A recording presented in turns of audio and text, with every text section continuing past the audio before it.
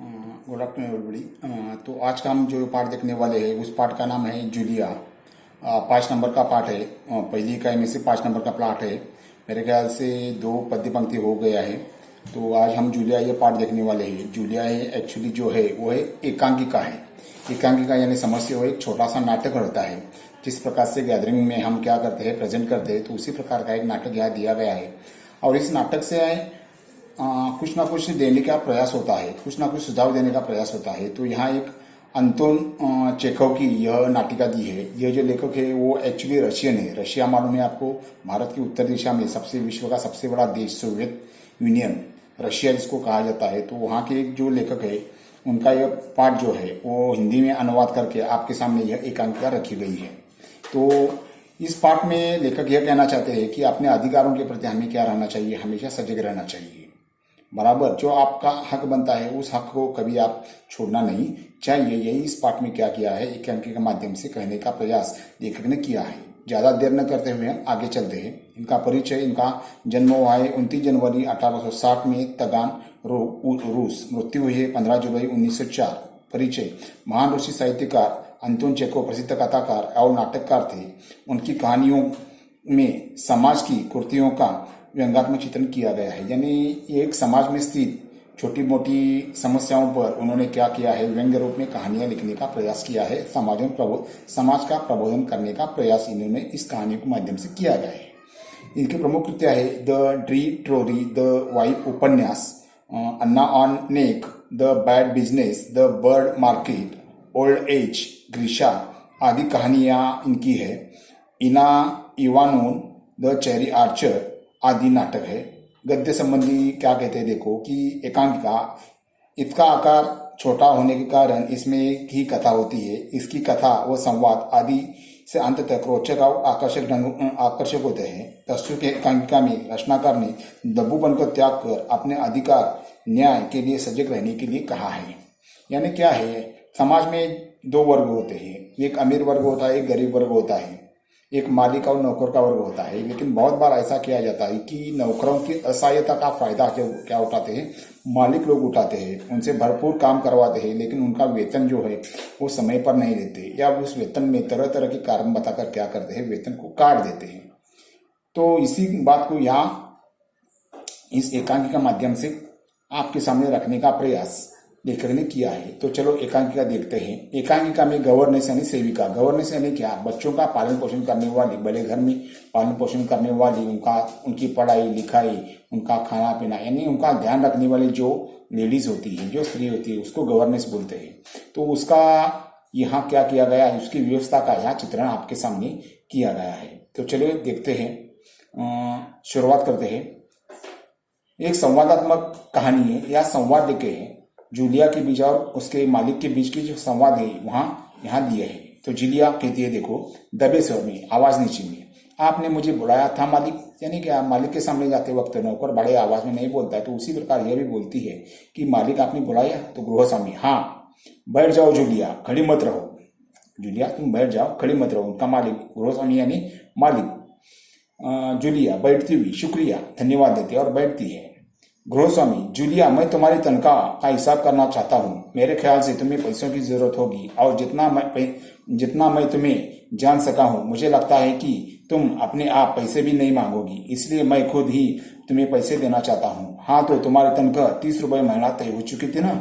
तो गृहस्वामी जूलिया से बात करते हुए कहता है कि तुम्हारी तनख्वाह यानी क्या, महीने की पगार, सैलरी जो होती है, मैं तुम्हारी सैलरी का हिसाब करना चाहता हूँ, ऐसा वो कहता है। और वही कहता है कि तुम मेरे पास से मांगोगी नहीं, इसलिए मैं खुद बुलाकर तुम्हें क्या कर रहा हूँ, ये तनख्वाह दे रहा हूँ। यानी गृहस्वामी की बातों में क्या दिखाई देता है, जैसे मैंने क्या किया है, इस जूलिया के ऊपर उपकार किए, लेकिन असलियत में उपकार किए है क्या, नहीं, क्योंकि उसके बदले में उसने काम किया इसलिए वो दे रहा है। लेकिन वो मालिक सोचता है कि मैं इसको पैसे देने वाला हूँ, यानी इसके ऊपर मैंने क्या किया है, उपकार किए हैं।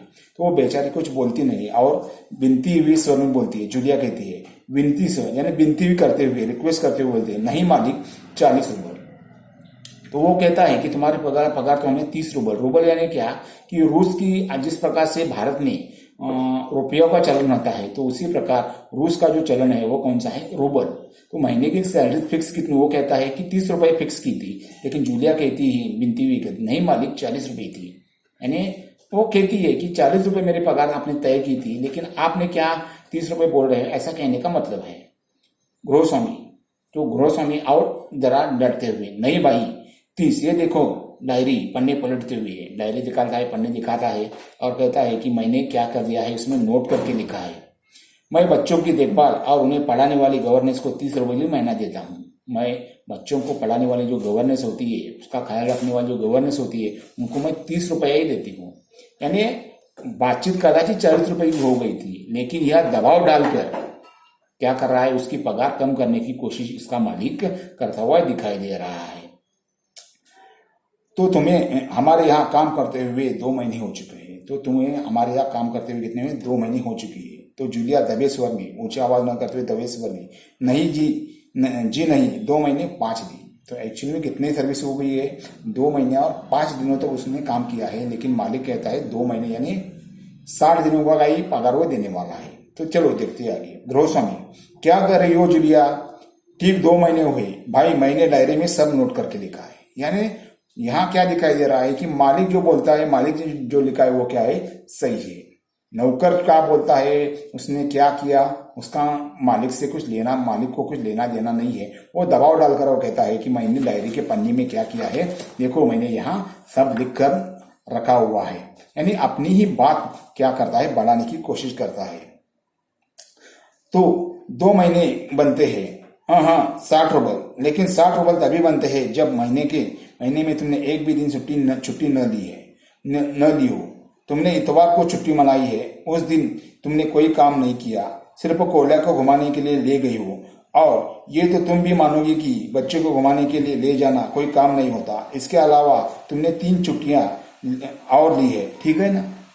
तो अब वो उसका हिसाब किताब करने के लिए बैठ जाता है और कहता है कि 2 महीने तुम्हारे यहाँ हो चुके हैं, यानी 5 दिन, एक्चुअली 2 महीने 5 दिन हो चुके हैं, लेकिन वो मालिक क्या नहीं बोलता, 5 दिन वो पकड़ता नहीं, सिर्फ 2 महीने पकड़ता है। और 2 महीने पकड़ता हो और कहता है कि तुम्हारी 2 महीने की सैलरी कितनी बनती है, 60 रुपये बनती है, बराबर है ना। लेकिन तुमने क्या, 60 रुपये तभी बन सकती है जब तुम महीने में एक भी छुट्टी नहीं ले हुई, तब तुम्हारे 60 रुपये क्या बनती है, तनख्वाह बन जाती है। और उसमें से भी तुमने कुछ काम नहीं किया, यानी क्या, उसने काम किया, वो कुछ काम उसके लिए मायने नहीं रखता, क्योंकि पैसे जब बचाने के चक्कर में मालिक लोग बहुत बार अपने नौकरों से ऐसी बातें करते रहते हैं, हमें दिखाई देते हैं। आपके घर में आजू बाजू में आपने बहुत बार देखा होगा, सुना होगा। तो उसी प्रकार यहाँ भी क्या है, चल रहा है। यानी मालिक जितना पैसा बच सकता है बचाने की कोशिश कर रहा है, यानी उसके हक का भी पैसा वो क्या कर रहा है, मारने की कोशिश करता हुआ दिखाई दे रहा है। तो वो क्या कहता है कि तुमने इतवार को छुट्टी मनाई है, तुमने इतवार को क्या ली है, छुट्टी। अगर देखा जाए, कायदे और कानून से देखा जाए, तो हर एक को महीने के रविवार की छुट्टी कायदे से दी गई है। कोई भी नहीं कह सकता ये रविवार को आपको काम पर आना चाहिए। लेकिन बहुत बार मालिक लोग क्या करते हैं, अपने मन मुताबिक कुछ भी क्या करते हैं, नियम लागू करते हैं। तो इसी प्रकार यहाँ भी नियम वो लागू करता है, इतवार को तुम नहीं आई थी तो तुम उसकी छुट्टी के पैसे मैं नहीं दूंगा। उस दिन तुमने कोई काम नहीं किया, यानी उस दिन तुमने कुछ काम नहीं किया, सिर्फ कोयला को घुमाने लेकर ले गई है, यानी कोयला यानी कौन, उस मालिक का बच्चा जो है, उसको घुमाने के लिए ले गई हो, और कोई काम नहीं किया। इसके अलावा तुमने 3 छुट्टियां ली है, ठीक है ना। यानी इसके अलावा तुमने क्या किया है, 3 छुट्टियां और ली है। यानी सिर्फ यहाँ मालिक बोलता जा रहा है और जूलिया को कुछ बोलने के लिए मौका ही नहीं दिया जा रहा है, बराबर ना। यानी क्या कि वो मालिक क्या कर रहा है, उस जूलिया को, वो जो नौकर है उसको दबाने की क्या कर रहा है, कोशिश कर रहा है, बराबर। और उसकी तनख्वाह जो है वो कट करने की फिराक में वो दिखाई देती है। और उसने जो काम किया है वो काम नहीं है, यानी बच्चों को घुमाने के लिए ले गया है, ये काम नहीं है। यानी एक्चुअल में काम क्या है, बच्चे को संभालना है, उसको घुमाना, यही काम है ना। लेकिन वो मानने के लिए तैयार नहीं है कि ये काम नहीं है। और उसके लिए वो क्या कहता है, तुमने और 3 छुट्टियां ली है, ठीक है ना। जूलिया बेचारी कुछ कहते नहीं, दबे स्वर में कहती है, जी आप कह रहे हैं तो ठीक, रुक जाती है। और ये बेचारी क्या है, थोड़ी सी डरपोक है। डरपोक उसके कारण वो क्या कर रही है, दबे स्वर में कहती है, मालिक नहीं, ठीक है आप जो कहते ठीक। अगर इसकी जगह दूसरा कोई होता तो क्या झगड़ कर उससे क्या लेता, वो पैसा ले लेता, मालिक मेरे पैसे डाल दो पहले, नहीं मैं काम छोड़कर जा रहा हूँ, ऐसा कहती है। लेकिन ये बेचारी क्या है, शांत स्वभाव की है, और इसका फायदा, गलत फायदा कौन उठा रहा है, उसका मालिक उठा रहा है, यह दिखाई देता है। गृहस्वामी, अरे भाई मैं क्या गलत कह रहा हूँ? हाँ तो 9 इतवार और 3 छुट्टियां यानी 12 दिन तुमने काम नहीं किया, यानी क्या? वो कहता है मैं गलत कह रहा हूँ, मैं गलत कह रहा हूँ, यानी ऐसा कहकर उसके ऊपर दबाव बनाता कहता है मैं क्या गलत बोल रहा हूँ? हाँ तो 9 इतवार और 3 छुट्टियां यानी 12 दिन तुमने काम किया, यानी तुमने कितने दिन काम किया? सिर्फ 12 दिन ही तुमने काम किया है।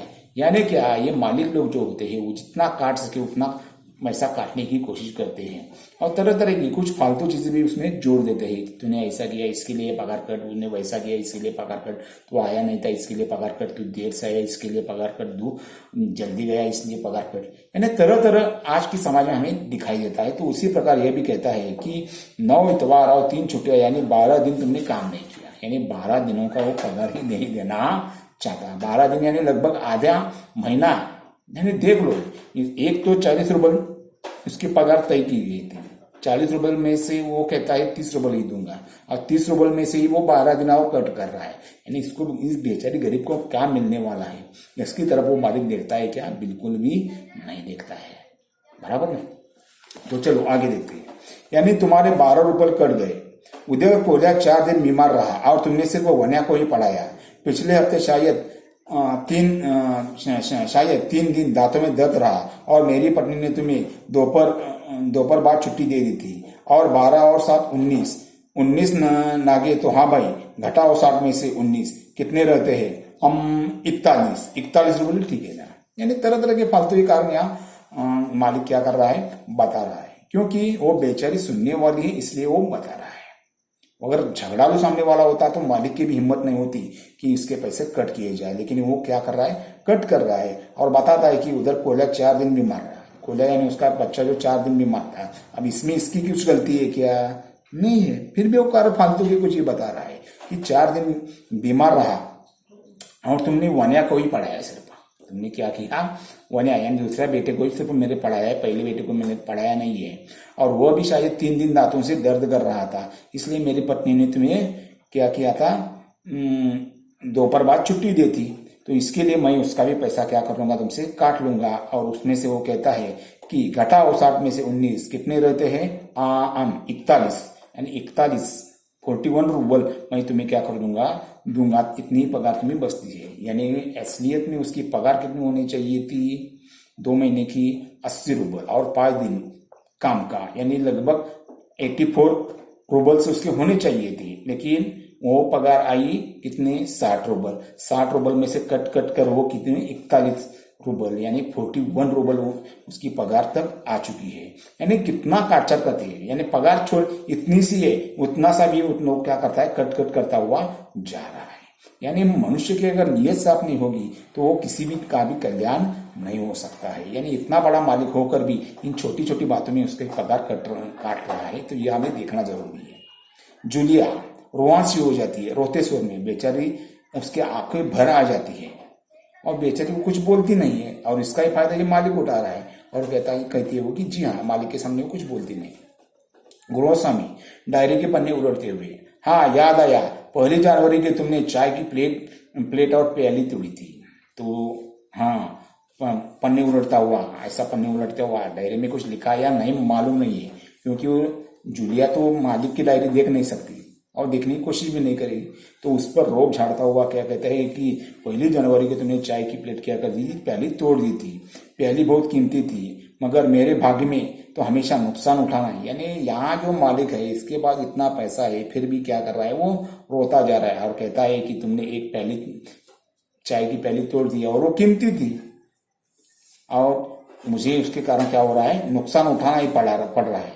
जिसका भला करना चाहा उसने मुझे नुकसान पहुंचाने में कोई कसर नहीं छोड़ी, और जिसका मैंने भला करना चाहा उसने मुझे नुकसान पहुंचाने में कोई कसर नहीं छोड़ी। यानी भला करने वाला आदमी है क्या? नहीं, काट कर रहा है, लेकिन अपनी रोब वो अपना ही बता रहा है, बराबर ना।